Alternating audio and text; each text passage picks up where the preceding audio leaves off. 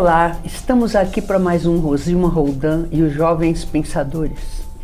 E hoje eu tenho dupla honra de ter aqui grandes amigos, pessoas que eu admiro profundamente, meus professores de direito e de vida e de experiência. Muito difícil eles estarem aqui, dão aula. Eu, na verdade, queria trazê-los no meu podcast, A Gente Pode Mais, para a gente ficar mais à vontade, conversar uma hora, né? Porque são temas muito ricos, né? E que não cabe muita interrupção, muita pergunta, e sim muita reflexão. Eu acho que trazer temas para a gente refletir é muito importante em época de muita informação e pouca reflexão. Então hoje eu tenho aqui os meus queridos amigos, meus professores, professor doutor Marcelo Lamy, que já veio várias vezes, inclusive estava lembrando que nós íamos fazer uma série aqui, Diálogo e Democracia. Ele só veio uma vez, porque é uma pessoa ocupadíssima, é uma pessoa que está sempre compartilhando conhecimento com todo mundo. Então, ele ficou devendo para a gente, mas a gente sempre vai trazer ele aqui para falar um pouco desses temas tão importantes como diálogo e democracia. É possível democracia sem diálogo? Temas que instigam o pensamento. E o professor doutor Danilo de Oliveira, meu querido amigo, partilhamos momentos lá na Unisanta bastante ricos em aprendizado e experiência. E hoje os dois vêm aqui, como eu disse, queria trazê-los aqui no A Gente Pode Mais, porque é um podcast, a gente pode falar mais, mas este é um programa duplo.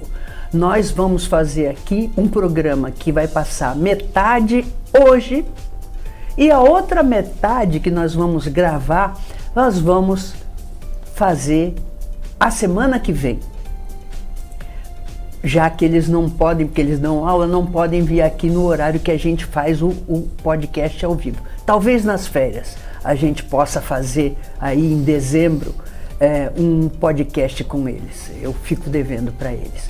Mas hoje nós vamos tentar fazer alguma coisa desse tipo, refletindo sobre esse tema de hoje, que é desafios em direito da saúde. Saúde, que é um tema tão importante e tão ligado à vida, né? Que é o nosso primeiro, mais importante direito humano fundamental.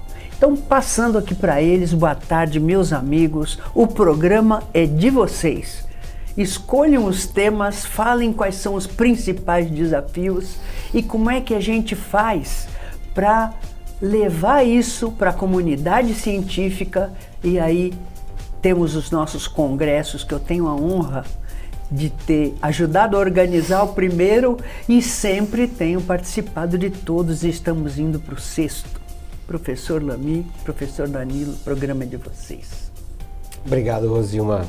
Eu fico já começando em débito, mas tudo bem, né? Porque já começou dizendo que eu estou devendo. Tá, então, tá devendo. Já tô sempre está devendo. Estou começando em débito, mas tudo bem.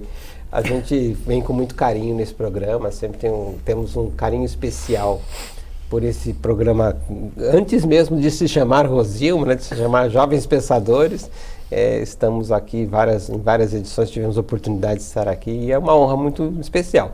E hoje de uma maneira muito especial, porque embora eu tenha participado aqui do programa algumas vezes, alguns espectadores já devem ter me visto nas telinhas, eu nunca estive ao lado do professor Danilo, né? Então, ao lado do professor Danilo, aqui é a primeira ocasião desse programa, então isso também é de uma honra. Já estiveram elevada. Separados, mas juntos não. Sim, nunca estivemos juntos aqui no programa. Então é muito bom, isso assim, ele pode me frear e me corrigir nas coisas que eu falo, porque, assim, nossa temática de hoje é uma temática bastante aberta, né? Os desafios do direito à saúde, e eu diria assim que, de alguma forma, eu vou tentar, mas o doutor Danilo pode me ajudar muito, porque me acompanha nessa trilha também, nessa caminhada.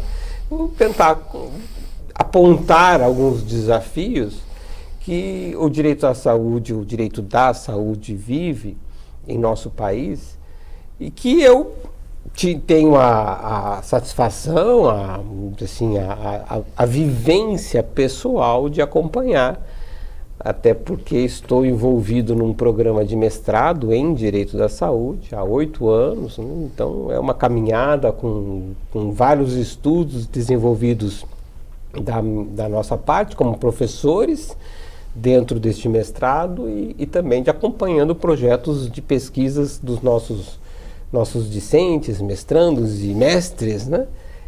Da qual tivemos a honra incomparável de ter a Rosilma Roldan como mestre em Direito da Saúde em nossa universidade, né? Com um estudo de um tema especial, sério, necessário, que é relacionado à poluição atmosférica, a cobertura de áreas vegetadas para diminuir a poluição atmosférica e, com isso, beneficiar a saúde de todos nós, né?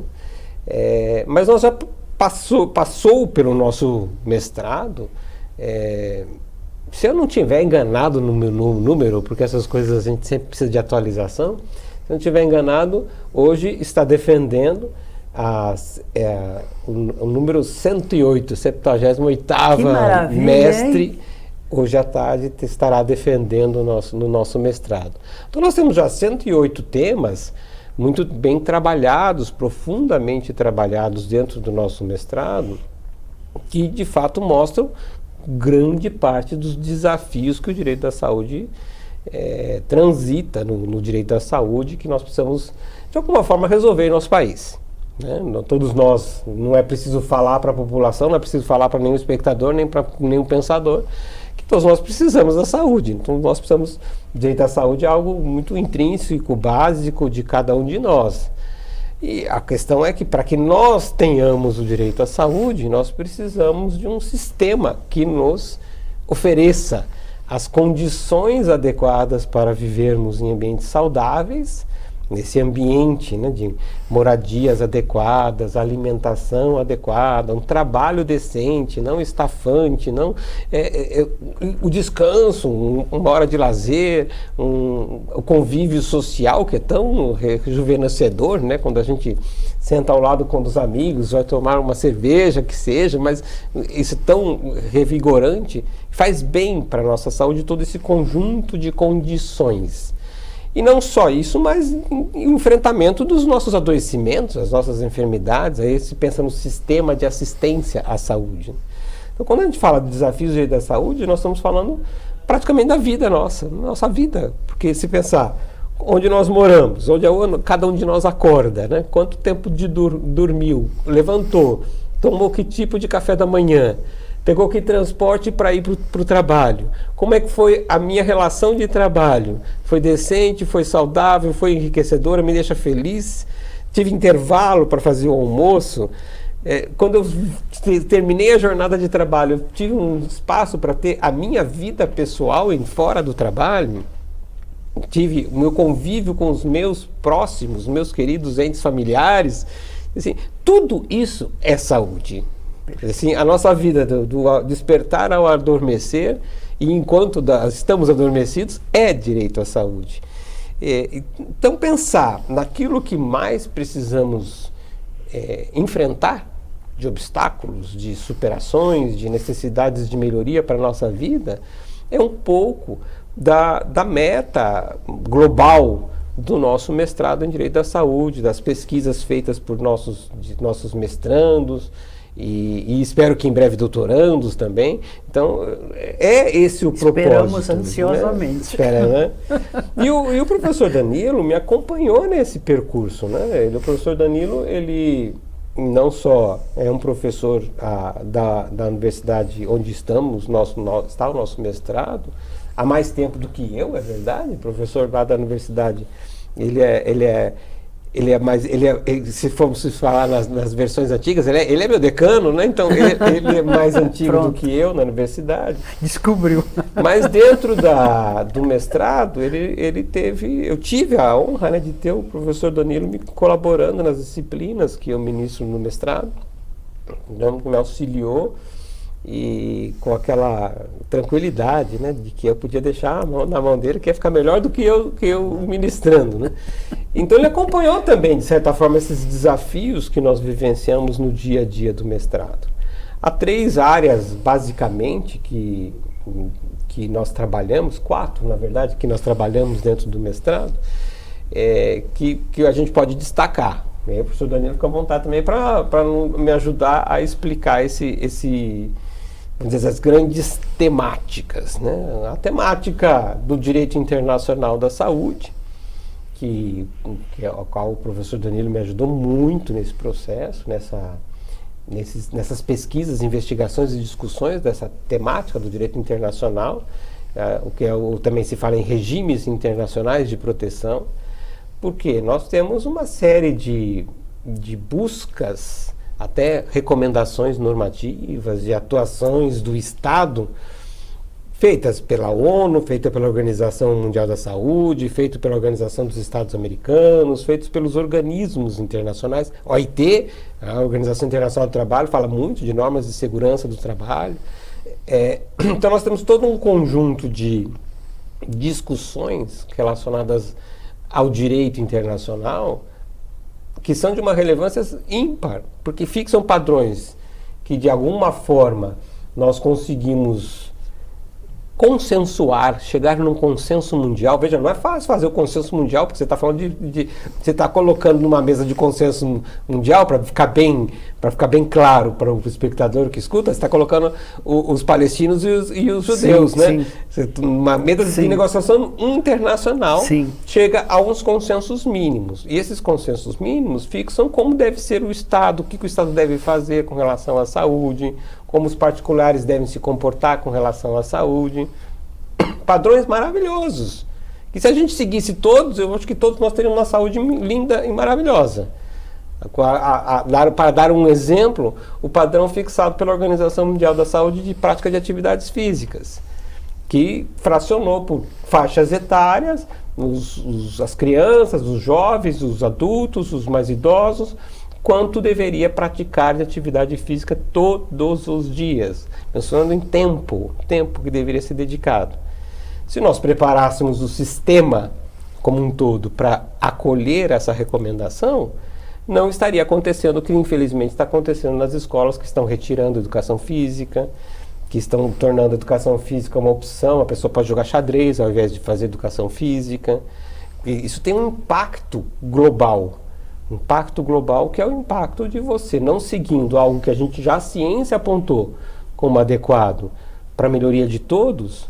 Internacionalmente chegou-se esse consenso e nós não seguimos, infelizmente. E também implica também em economia, porque quando você previne, a gente sabe que não sobrecarrega a rede isso, tem hospitalar. Estudos fascinantes sobre isso, quanto que se economiza no sistema público de assistência à saúde, o SUS, né, no caso do Brasil, pelo fato de você criar mecanismos preventivos de não adoecimento, de garantia de uma qualidade de vida maior. Deixa eu perguntar um negócio para o Danilo, que eu sei que o Danilo ele é muito ligado à Previdência. Aliás, tem um livro maravilhoso que nós fizemos uma palestra lá em Cubatão, na UMI, Dom Pedro I, se não me engano, Dom Pedro I, em Cubatão, e nós fomos fazer uma palestra sobre direito previdenciário. E eu levei 3 livros que esse menino maravilhoso doou, e nós sorteamos 2. É um livro muito didático, aliás, sorteamos 1 e demos 2 para a biblioteca. E até hoje o pessoal me encontra na rua quando eu vou a Cubatão. Oh, nossa, aquela palestra foi maravilhosa. Porque é um livro muito fácil, né? E é isso que eu ia falar para o Danilo. Danilo, isso que o professor está falando, o professor Lamy, que a comunidade internacional ela tem parâmetros maravilhosos. Se a gente aplicasse isso, seria uma beleza, não oneraria tanto a rede hospitalar. E aí é um desafio que a gente tem no nosso podcast, pode falar de saúde, né? Porque às vezes a gente quer trazer o conhecimento para o leigo e vem com aquela linguagem dos congressos. E aí não funciona. E nisso o livro do Danilo é primoroso porque aquilo ali, qualquer uma pessoa que saiba ler, entende tudo aquilo maravilhosamente. Embora ele seja maldoso, né? Porque ele começa com uma pergunta, né? Começa com uma pergunta que dá desespero. Afinal, quando vou me aposentar? O nome do livro é horrível. Dá depressão. Assim, No Brasil, agora afinal, quando vou me aposentar, é uma angústia. Mas o que eu queria colocar para você, Danilo, é justamente como passar tudo isso que o professor Lamy falou, que a gente conhece muito bem, os organismos internacionais todos, junto com o Brasil, e essa rede internacional que força o país, que não quer ficar alijado do cenário internacional, a ter um comportamento mais civilizado em relação à saúde. Como é que a gente passa para a ponta que é o leigo, que é a pessoa que está desesperada querendo saber, afinal, quando vou me aposentar, com as doenças do trabalho, que a gente sabe, professor, que as empresas, embora saibam, elas fazem tudo para não cair na multa ou na punição, mas não cuidando da saúde do trabalhador, mas camuflando indicadores, desligando ponto. Como é que é isso? Rosilma, querida amiga, Marcelo, querido amigo, primeiramente eu quero registrar aqui que enquanto eu ouvia tão gentis palavras, mais pela amizade do que por merecimento, eu me recordei aqui, homenageei a minha saudosa avó, a dona Emília Fernandes Camargo, que me ensinou algo precioso. A minha avó me ensinou a sempre procurar estar próximo de pessoas que inspiram, de pessoas melhores do que nós, para que a gente possa beber um pouquinho dessa fonte. E vocês são a prova de que eu sigo até hoje esses ensinamentos, ou esse ensinamento que ela me deixou. Vocês são pessoas ímpares, maravilhosas, educadores, profissionais e, sobretudo, seres humanos diferenciados. Então, quem convive sabe do que eu estou falando. A honra é toda minha, Rosilma, e toda minha, Marcelo. Marcelo, com a sua gentileza e com essa oportunidade que ele me deu de acompanhá-lo, por exemplo, só para ser brevemente grato, me permitiu recentemente ministrar um curso na Fiocruz, em Brasília, sobre o direito internacional da saúde, fruto muito dessa sua generosidade, e nada mais eu fiz do que compartilhar o que eu aprendi. Isso responde parte da tua pergunta, Rosilma, quando a gente fala de tornar acessível esse conhecimento. Infelizmente, há muitos compromissos internacionais assumidos pelo Brasil na área da saúde e que não são de conhecimento do grande público. Então, por exemplo, a antiga rede Cegonha, hoje rede Aline Pimentel, é fruto dessa condenação que o Estado brasileiro sofreu no âmbito do que a gente chama de sistema global internacional de garantia dos direitos humanos. Então, uma condenação que o Brasil sofreu junto ao Comitê dos Direitos das Mulheres, que combate a discriminação contra as mulheres, que é fruto de uma convenção, a Convenção CEDAW, da qual o Brasil faz parte. Então, é muito importante, Rosilma, espaços como o que você nos possibilita para que a gente possa popularizar esse conhecimento. Um outro exemplo aqui, vivemos um período marcante, período muito sofrido, que foi o período da pandemia, e garanto que o nosso telespectador fatalmente não ouviu falar no Regulamento Sanitário Internacional, no RSI, que é um documento internacional do qual o Brasil faz parte. Esse documento é fruto da OMS, da Organização Mundial da Saúde, que envolve os seus 194 países membros e mais 2, são 196 países no total que assinaram, que celebraram esse documento, esse regulamento, esse é o nome, né, Regulamento Sanitário, e ele tem como grande papel reger as relações comerciais internacionais, os traslados, inclusive de passageiros, nas chamadas PAFs, que são as zonas portuárias, aeroportuárias e fronteiriças. E veja, um documento tão importante, que tem efeito vinculante, o Brasil, ao assinar, aderiu a esse acordo internacional, e eu, pelo menos, não ouvi falar uma vez durante a pandemia. Então, essa é a importância desses espaços e também do nosso Congresso, o 6º CIDES, o 6º Congresso Internacional, que vai falar sobre isso. Claro que num congresso há o viés científico, mas a nossa ideia é potencializar os multiplicadores. Pessoas que possam, na sua comunidade, na sua esfera profissional, na sua área de atuação e de convívio, fazer com que esse conhecimento se multiplique, esse conhecimento técnico. Né? E você, Rosilma, como sempre, de uma forma muito inteligente, trouxe na pergunta mais uma questão importante, que é a questão da saúde mental. O Brasil vive hoje uma transição da classificação internacional de doença CID-10 para a CID-11, que passa a vigorar plenamente a partir de 2025.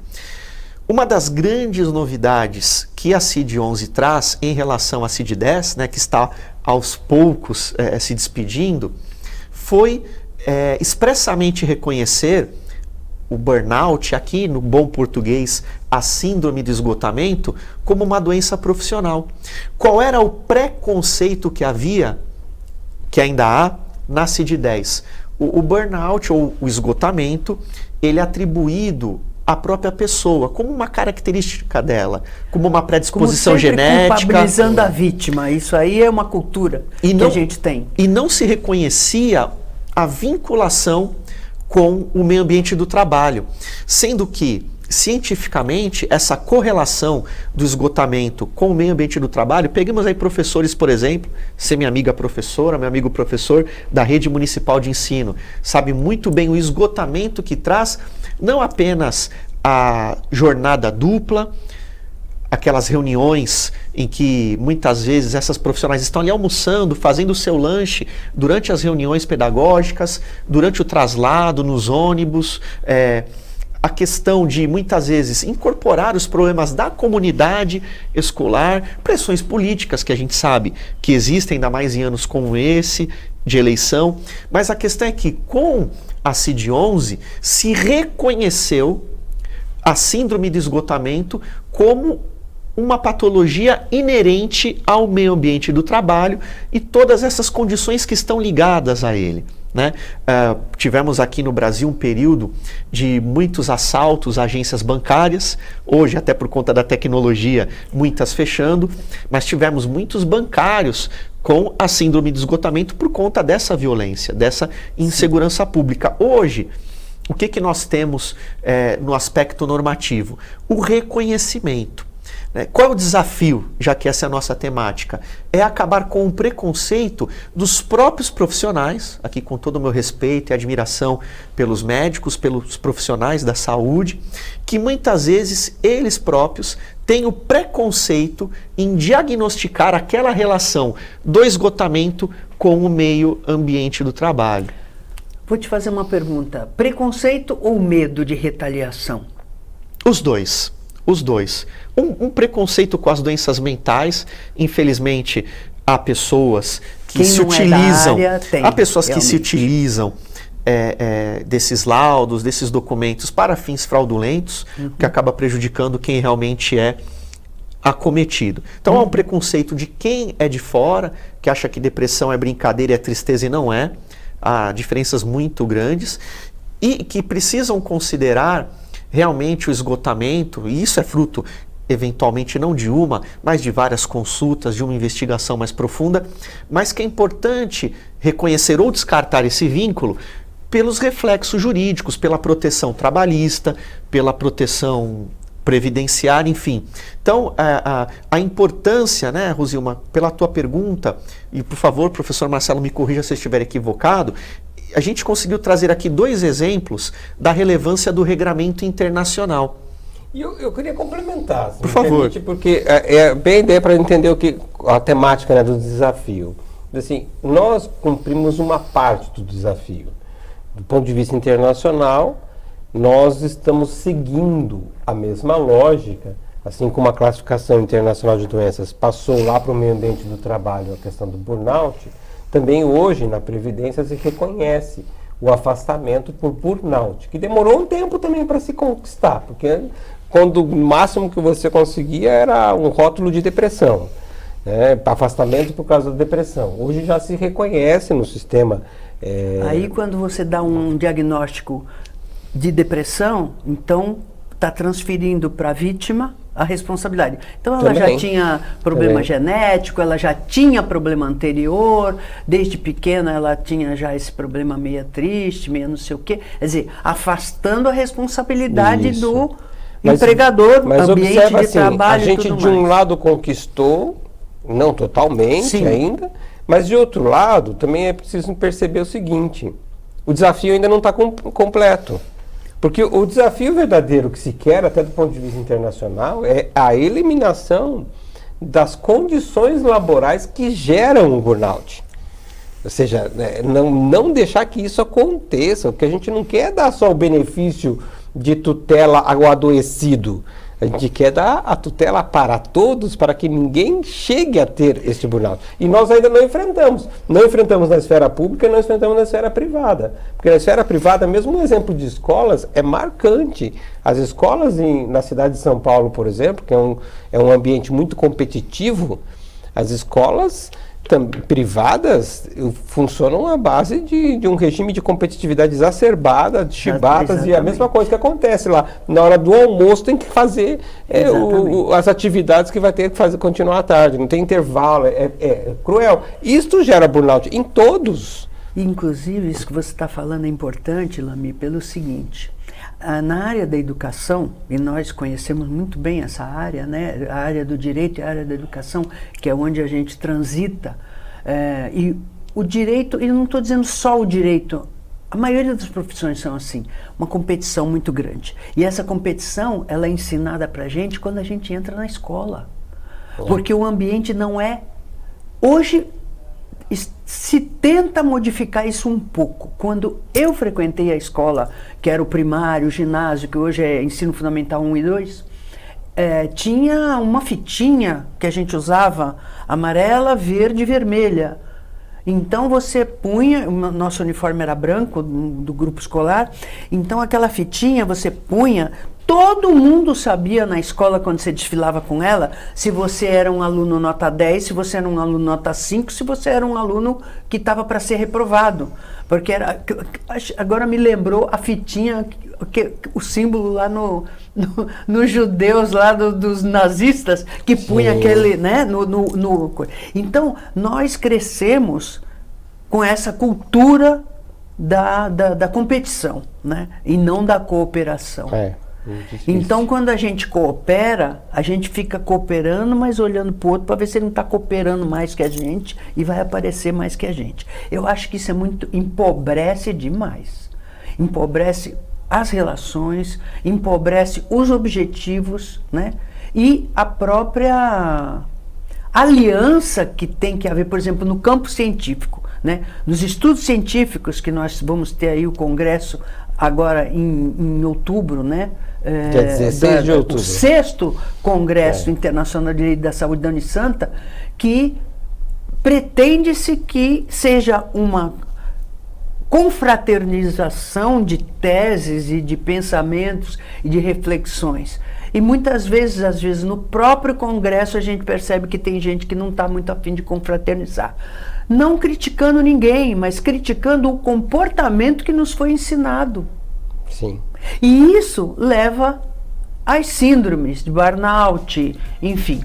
Nós falamos aqui para o nosso telespectador que nós íamos fazer 2 programas seguidos. Então, nós vamos fazer um intervalo, mas esse intervalo é um intervalo final, né? E vocês vão continuar com a gente desse ponto aqui que é muito importante, que são as doenças profissionais. E aí vamos conversar mais sobre o Congresso, 6º Congresso em Direito da Saúde, que é aberto ao público, todos podem participar. E se tiver assim alguma dúvida, alguma colocação muito técnica, você tem espaço para fazer perguntas. Esse é o nosso objetivo. E então, sábado que vem a gente retoma, dia 8 de outubro, né?